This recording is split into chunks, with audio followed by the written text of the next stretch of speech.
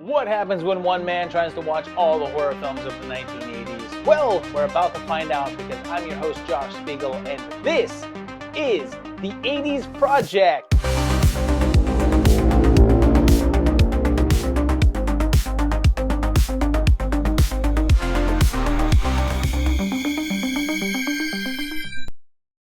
Welcome back to the 80s Project, and we are winding down 1984. And hey, this is it. This is the one that you guys have been waiting for, because this is the block where we finally cover one of the biggest icons of 80s horror. We're all the way into November now, and this doesn't have a confirmed date, but it was sometime in November at the BFI London Film Festival, and let's check out Death Warmed Up.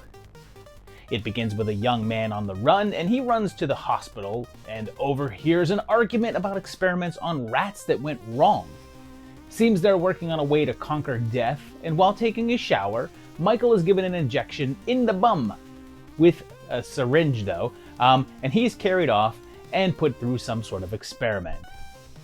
The doc then takes him home, and it seems like Michael's dad is the guy that he was arguing with earlier, and he brings in a shotgun and shoots both of his parents.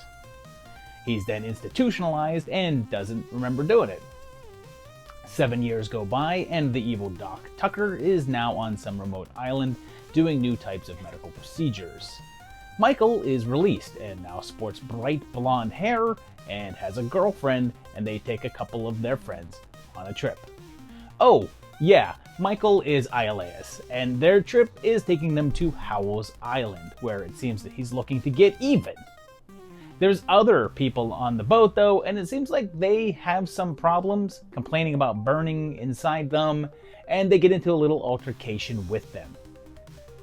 Everyone on the island seems to act kinda weird, like this guy, who seems to be having a full-on meltdown, and then his head explodes.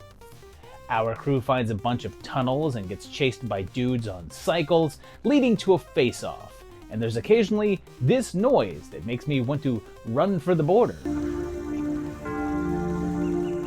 But then all the test subjects are loose and on the prowl, causing chaos around town, and it looks like Michael is going to have to survive before getting revenge. And this one is from New Zealand, and is said to be their very first theatrically released horror feature. The director was David Blythe, who also co-wrote, and he has a couple of features before this, but they were more dramatic in nature. His very next film was also horror in nature, since he went on to direct House 3, or The Horror Show, but he ended up getting fired really early on into production. He'd still do either horror or horror comedy afterwards, and also directed some Power Rangers episodes. This one got some buzz when it was released, since it won top prize at the Paris International Festival of Fantastic and Science Fiction Film, but also got attention in Australia, where it was banned due to the amount of gore featured throughout. Weird thing about the marketing was the box art, which is pretty recognizable, but doesn't depict anything that's actually featured in the film itself. And I thought this was fair, so I'll give it a 2.5 out of 5 tapes. It does some cool stuff, and I love the vibes it's putting out, but the plot's such a mess and hard to follow that you lose a bit of interest. And I think that it's weird that the gore caused such a stir, because there's really not all that much. The horror cultural significance is a 2, since I think that box art became pretty recognizable, but not that many people have seen this, and the fan base can be described as cult at best. Should you watch it? Yeah, I mean, it's probably worth warming up to. Emergency. Come on. Well, we're going back to Tromaville in a way, because this next one is another one that doesn't have a confirmed date and is just known to have come out in November with Zombie Island Massacre. As it starts, it feels like we're watching a Friday the 13th film.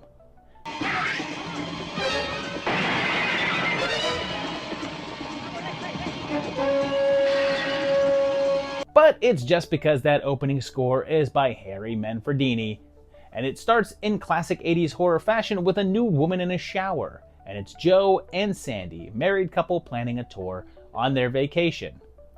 It's an island tour, and a whole load of people get on the bus, and the place is called Santa Maria. Our group loads up on a boat, arrive at the island, and then head on a trek into the woods. They watch a voodoo ceremony at night, and it involves making a couple of seeming corpses rise up. But someone is in the woods and kills a young couple that wandered off. But as they go to head back, it turns out that their trolley driver is gone, leaving red markings behind. Someone also sabotaged it so they can't leave, and instead of just staying on the bus all night, they opt to head to this big villa that they spotted a while back. Someone is still on the attack, but they seem human and covered in camouflage, and a couple of them are killed along the way. Some others are pulled underwater, and then others fall into traps, but they eventually get to the villa. It seems to be empty and contains a bunch of books about cannibalism, and Joe starts to become a bit unhinged. And what's wild is that this may be called Zombie Island Massacre, but for the vast majority of the runtime, this is a slasher flick. And when Whitney here shows up, it seems like he may know a little more than he's letting on. And this was by John Carter, not of Mars, but of Newark. And this may be his only directorial effort, but he had a huge career as an editor. He edited The Karate Kid 3, Boomerang, Sister Act 2, Friday, Barbershop, just a laundry list of big films. This was filmed under the odd title The Last Picnic, which is weird because there's no picnic in the movie, but hey, there's not much in the way of zombies either, so there you go. I mentioned that it was a Troma film, but they didn't make it. It was done independently, and they just handled the distribution. And I assume that they picked it up due to its female lead. You see, Sandy was played by Rita Jenrette, and she was the wife of a South Carolina congressman. He ended up getting convicted for taking a bribe, and she testified in his defense, and then did a pictorial and interview in Playboy.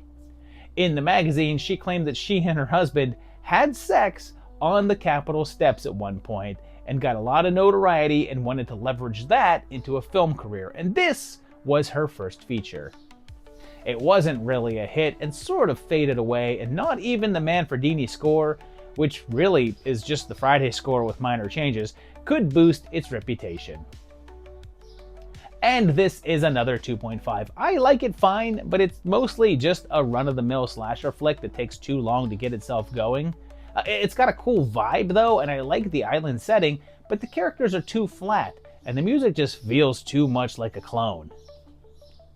The HCS is just a 1.5 since it didn't make a dent at all in the horror community and never even built up a fun cult following, but it managed a little bit of airplay and showcases on video shelves back in the day. Should you watch it? You can probably pass, although if you're trying to watch all the 80s slashers, don't skip it, even though it doesn't appear to be one on the outside.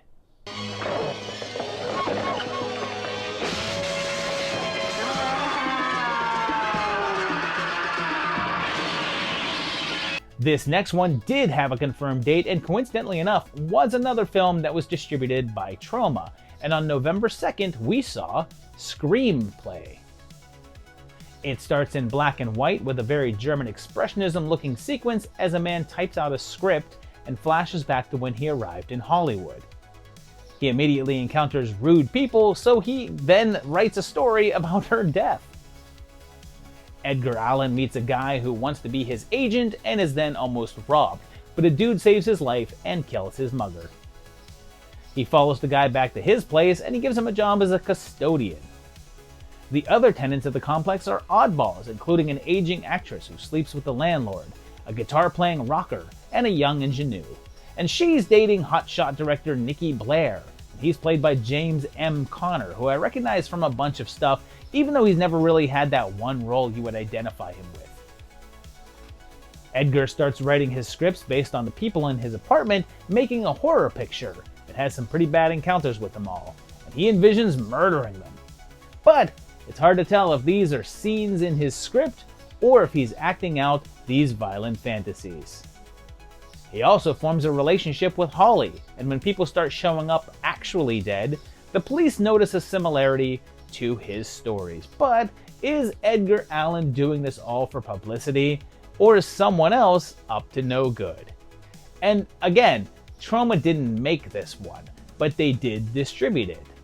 The director and writer was Rufus Butler Cedar, and he also plays Edgar in the film, as well as editing it and doing a good amount of the backdrops featured in the movie.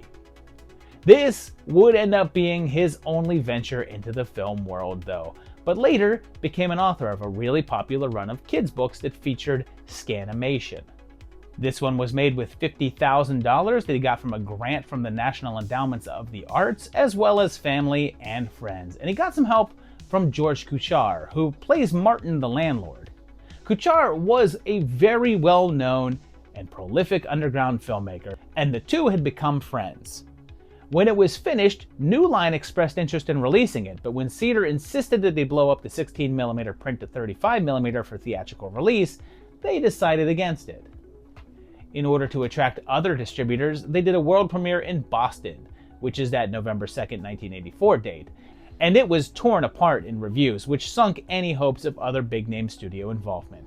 However, Troma wanted it, and they did blow it up to 35mm, and the deal was that they would start paying Cedar after they got their money back for doing so, but never did. His dealings with this project and attempts to get another project made unsuccessfully caused him to drop filmmaking and seek out work that gave him more satisfaction. And honestly, I wish he made more, because this is a 3.5 from me. This movie's so extremely charming and artfully crafted. Like, it feels like something that would have been made decades later, and is really unique. The HCS is just a 1 though, because it just never gained any traction and didn't start any careers, and as I mentioned, it straight up ended one. Should you watch it? Yeah, this is a surprising little treat.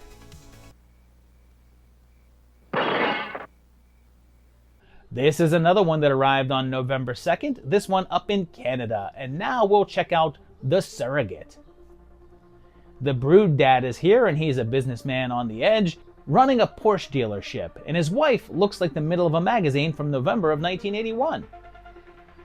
They're kinda miserable together, and he's got a violent streak in him. I could break your goddamn neck! But then there's a murder, and Officer Richter is on the case, and he's friends with Frank, and I imagine all their conversations are about those times that they were in Cronenberg films. He's talking to a psychologist because his anger at his wife has been causing him to have blackouts, and he suggested to seek out a sex surrogate. Lee doesn't really take to the idea, but he calls her up anyway, while a mysterious woman watches him from afar. Her good friend is legendary drag performer Jim Bailey, and if you know who he is, and you're even half paying attention, yeah, you've probably solved the mystery of this movie. The surrogate arrives, and things seem to go well, but afterwards, Lee has a meltdown because sex is dirty. But then things take a turn when the surrogate shows up for a solo session with Frank, but that just seems to make him nuttier, and she notices that he responds to darker edge stuff, so she simulates a kidnapping situation. But what's funny is that pushing back against her seems to bring Frank and Lee closer together. And wait, wasn't there a murderer or something at one point here? Well, they finally throw more fire onto that plot line when that psychologist is killed. But who's the real culprit? So, I guess you'd call this an erotic thriller with a hint of slasher thrown in there. And it was directed by Don Carmody, and he's mostly known for being a producer. This was his only directorial effort, literally the only thing, but he's produced a ton of movies, including things like Rabid, Terror Train, Porky's, The Boondock Saints, Battlefield Earth, and The Orphan. He also did Space Hunter, Adventures in the Forbidden Zone, and apparently because he had some issues with Lamont Johnson, that film's director, he opted to handle this one himself as to avoid working with jerky directors. But then, Carmody had such a stressful time in the role, he realized he didn't have the capabilities to visualize things as well as he thought, and opted to stick to writing and producing. It didn't really make all that big of a dent in the film world, but it did launch Tweed into the world of sexy horror. And it's kinda meh. I'll give it a 2. The murder stuff is the more interesting plot, and the movie's not all that into it. And even that is predictable as hell. Plus, every character is awful. Every one of them. How are you supposed to root for the biggest collection of pricks ever collected? The significance is just a 1.5 since it's not much known at all, but it has enough people that you'll know in it to boost it ever so slightly higher. Should you watch it? You can pass. Get a surrogate watcher to do it for you. Nice a bitch. So is she. I never seen such a mouthy broad. Who cares about the mouth? It's time for the movie that would be the biggest release in any other block, but not this one, because on November 9th, it was time for the holiday season with Silent Night, Deadly Night. This opens in 1971 as a family is on a car trip and it's around the holiday season. Mom is Tara Buckman, and you're likely more used to seeing her in a purple jumpsuit and sitting next to Adrienne Barbeau. The fam stops by to see Grandpa, and he wakes up to freak out little Billy. Christmas Eve is the scariest damn night of the year. I'd be scared too if I was you. And he tells him that Santa punishes the naughty. And I love this bit because, like, did it really happen? Is Grandpa just a tricky old jerk? Or is Billy already showing signs of insanity? You see Santa Claus tonight? You better run, boy. You better run for your life. Meanwhile, someone in a Santa suit robs a store and kills the clerk, and then shoots Billy's dad and slices his mom's throat. He spares the kids though, and 3 years pass with Billy and his little bro Ricky in an orphanage, but he's having a hard time adjusting. And when he spies on a couple having sex, he gets punished for it by a very stern Mother Superior. He even gets punished for having bad dreams, and it's very obvious that he still has a big problem with Santa. It then jumps another 10 years, and Al is here, and Al's a plumber. He's into plumbing, and he plumbs, right? Well, here, he runs a toy store, and he hires a now much bigger Billy, and look at all those mint in-box Jabba the Hutt action play sets. I mean, man, each one of those could get you like a couple $100 today. Well, Billy still gets freaked out by the sight of claws, but maybe he should be more worried about these freaky bunnies behind him. I feel like I should also point out how much this song It's always Christmas on the water side of the door. just doesn't fit this movie's vibes, like, at all. And then, Jesus, is that a Krull board game? I didn't even know that that existed, but now I kind of want it. So if anyone wants to randomly send me that as a gift, I'm open to it. But then when they lose their Santa, they ask Billy to fill in, but he's kind of terrible at it. Do you have any idea what you're doing? You're being naughty. Right on Santa's lap. I don't bring toys to naughty children. I punish them. And then when he sees the girl he likes with the store jerk, he snaps. And I want to point out that he attacks her. So this poor girl has a guy try to rape her, and she's rescued only to then be murdered. So like not a great night for Pamela. He then goes on a full rampage to punish the naughty, and that includes stopping by to see something that we're going to get real familiar with here on the 80s Project, Linnea Quigley's breasts. His assault then leads him through town, taking out anyone that he feels is in need of punishing, including bully kids, with his ultimate goal in mind, Mother Superior.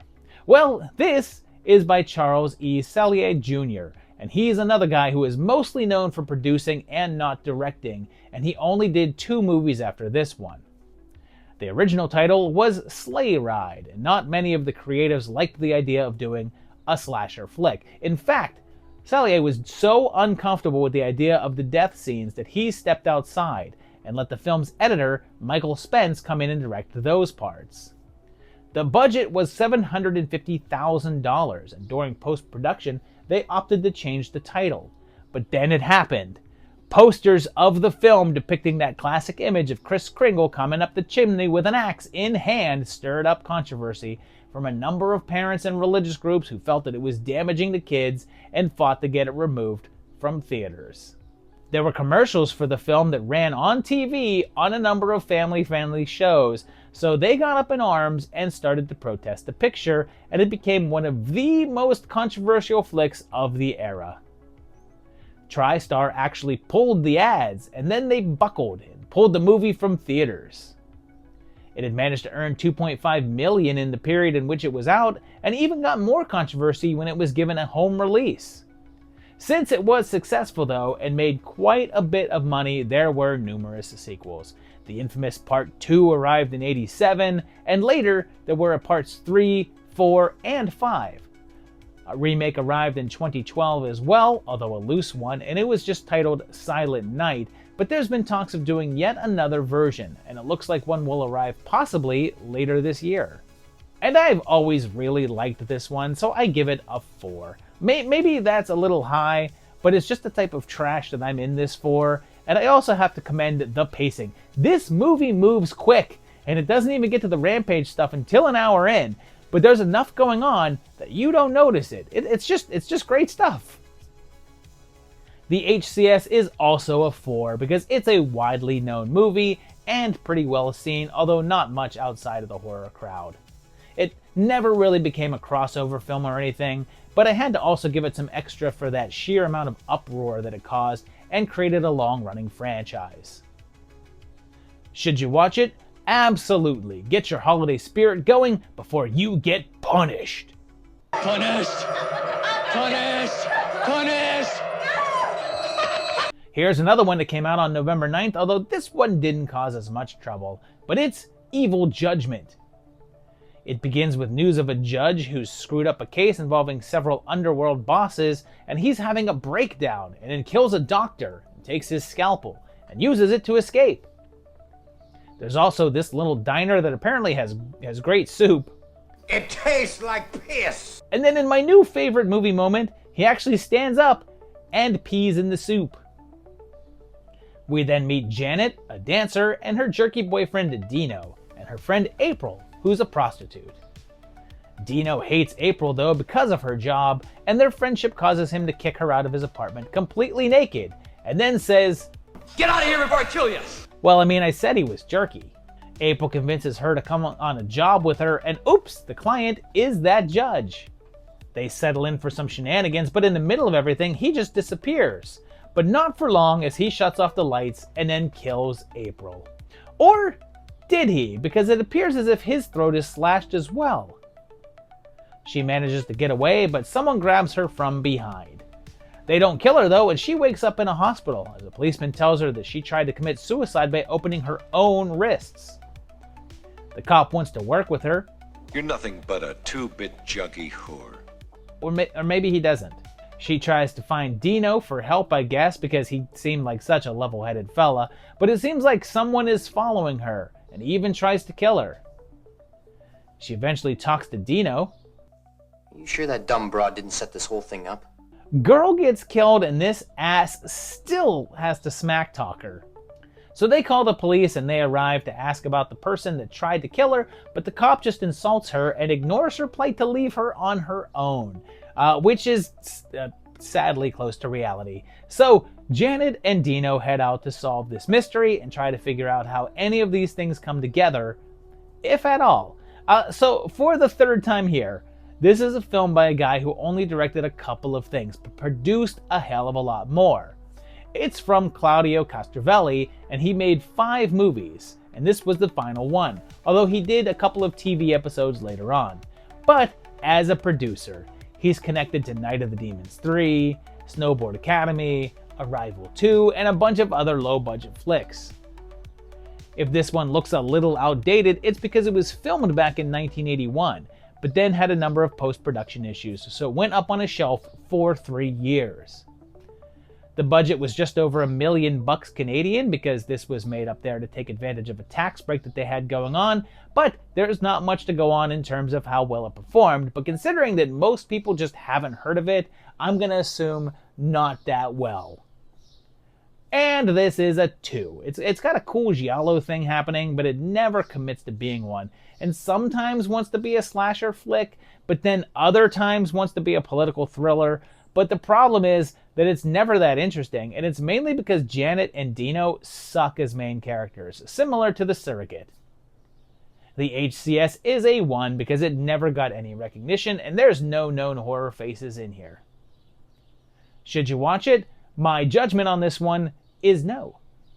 Looks like we got a live one here.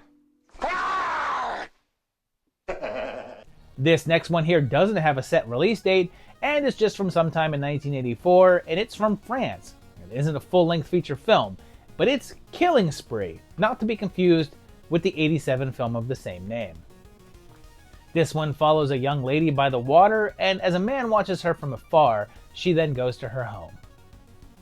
She's then attacked and finds a man chained up in a closet who tries to choke her, and her assailant is this man in a miner's outfit, looking kind of similar to My Bloody Valentine, and even has a pickaxe that he puts through her head. He's then on a motorcycle following around a woman in a car who just drives to a quarry in the middle of nowhere, which is a polite and very considerate thing to do for the killer. She runs away up into the rocks and into a mining site where there's a chainsaw handy. And that's basically what this is. If you're of the mind that says, I just want to see my slasher stalk victims, then this is for you, because it's essentially just scenario after scenario of showing a victim and then giving us a drawn-out suspense scene of that killer coming after them, sometimes with an axe that appears to be made out of tinfoil. And yeah, it's short. It's not even an hour long. And it's by Antoine Pellissier, who both wrote and directed. And he's only done 3 things: 2 shorts and a feature film. Apparently, and I can't really confirm this, but it was said online that he would later drop filmmaking and become a doctor. This one was clearly done for an extremely low budget, as it was done on Super 8 film, which is why there's no dialogue involved and all of the sound is dubbed over afterwards. And maybe it's because of the format and the dingy home quality of it that just made it feel more unsettling and real? There's no story here and no characters, and this didn't get much of a release, especially over here, but it's this weird little homegrown oddity with a wild twist ending that probably needs to be seen to be believed. And I don't know what to give this, so I'll go with a 3. There's no story, and it's like watching a home movie, but there was something about it that I found entrancing that pulled me in. I certainly wouldn't call this good, but it was absolutely effective. The HCS is just a 1, and yeah, I don't think this had any sort of impact and is only really discussed when the topic of homemade horror comes up. I'm not even sure if this made a bigger dent in its home country, and I still think it's this little obscure thing. Should you watch it? Yeah, I mean, why not? It's less than an hour, so you're not wasting much time.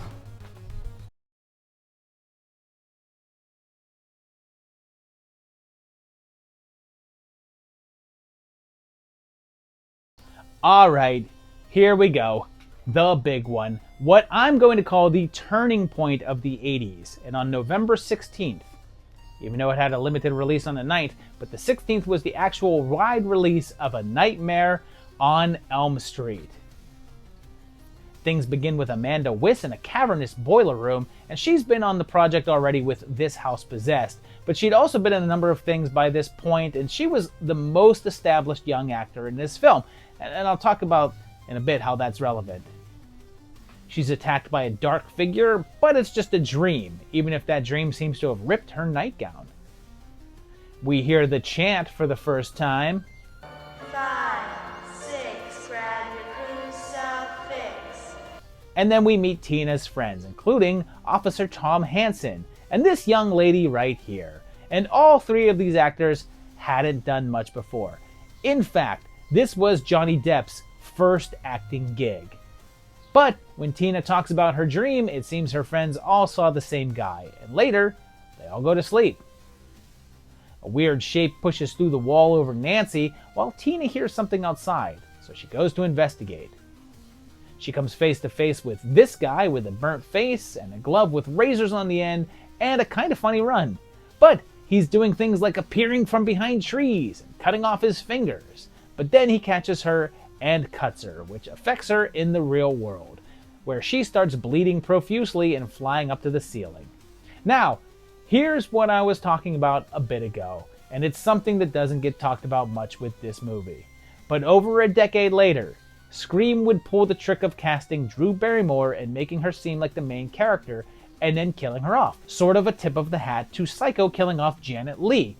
Well, this movie's doing the same thing, but it isn't much talked about. Amanda Wyss was the most recognizable face here at the time, and the opening portion of this film positions Tina as the main character. If you don't know this movie at all, you're seeing her as the lead character, so when they bump her off, it's unexpected. Sure, now we all know that Nancy is the final girl and the star of the show, but at the time, it was a surprise. Nancy's dad is, Nancy's dad, I don't know what else to call him. What do you think? I was going to use his name? He's Nancy's dad.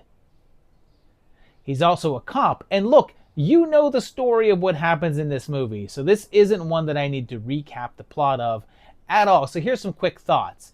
Her teacher's Magda, and I'm pretty sure that Lynn Shay is New Line Cinema head's Robert Shay's stepdaughter, but if I'm wrong on that, you better tell me in the comments. And Roger Rabbit is in this movie, and you may have known that, but I think I'm the first person telling you that his whole scene is in front of a picture of two cats in shirts riding a trolley. But when Rod is also killed by that mysterious dream murderer, Nancy realizes it's up to her and Glenn to stop this man and figure out why he's after them in the first place. Now, I think everyone is aware that this one is both written and directed by Wes Craven. And keep in mind, he was having a bit of a rough patch. He came on strong with Last House on the Left and The Hills Have Eyes, but his studio work was underperforming, so he was having trouble getting work. In fact, right before this, he did The Hills Have Eyes too, even though he didn't want to, just because he can get it made. But he wrote this script and started shopping it around, and no one was interested. Like, Disney wanted to make it, but only if they could make it family friendly and PG-13. Paramount said no because they were already making Dreamscape, and the two premises were similar. Eventually, though, New Line Cinema said yes, although they had never produced a film before, only distributed them. But they were able to scrounge up enough investors, even though some bailed out, but others stepped up.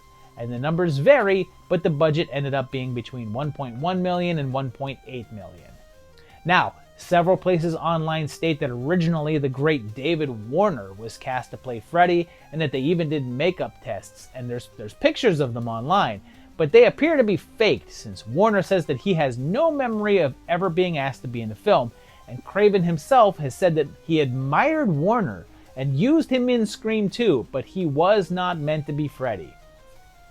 Anyway, the film first got that limited run and was a hit in that weekend, earning $1.2 million, so they expanded it, and it became a big earner, pulling in around $57 million worldwide. The reviews were strong, and it was praised for being a welcome change from the standard slasher fare that had dominated the horror scene for the past couple of years, and became a sensation. It was enough of a hit that it earned itself a sequel in the following year, and of course, then a major franchise, and Freddy became a cultural icon. But we'll discuss that more as we get into the decade. There was also a direct remake in 2010, but I don't even really want to talk about that. And I'm giving this one a 4.5. Let's face it, Nightmare is one of the horror greats. It was fresh, original, had some great tricks up its sleeve, like that protagonist swap I talked about earlier, and established a new horror icon that bucked the trends of the time by being smaller and very chatty. Plus, it makes you care about the teens that it's putting into peril, which is a huge plus, and it's not afraid to kill a character that you don't want to see bite it. The horror cultural significance is, come on, it's a 5. This is one of the most important horror films of the era, and of any era, really. It redefined this decade and gave us a long-running franchise with one of the most recognizable characters, not just in horror, but in pop culture in general. Kids know who Freddy is, and this movie launched it all. Should you watch it? I mean, you already have, but if not, get on that.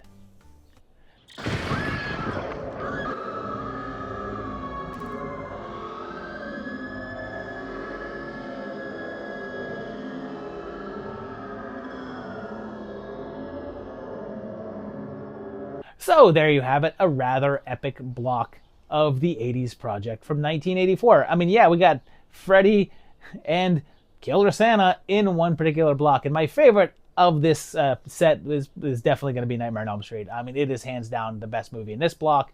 It might end up being the best movie of the year. I don't know. We'll see when we get there.